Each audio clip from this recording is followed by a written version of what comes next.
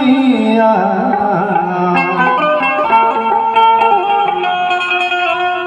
कि मन अखिल सवार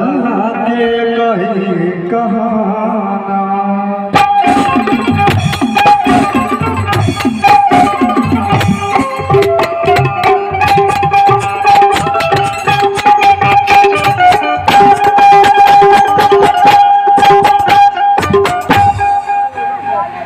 आई कहेगा भाई बहुत कम दरवाजे में कौन तरह मैया से भैया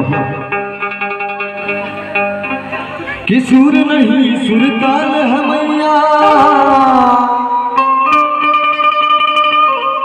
कि कैसे तेरा गुण गाऊं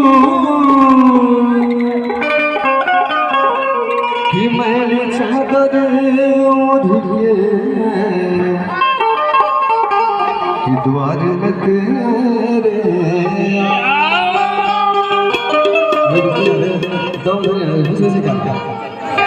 इतना लंबा दुकानदार है खाता पंचायत का जीरे बाप कहाँ है वो बिल्कुल चलिए मिठू भैया ठेकेदार साहब की तरफ से ना 500 रुपये का शुरू हुआ नहीं है। चलिए दरबार में बहुत बहुत शुक्रिया किया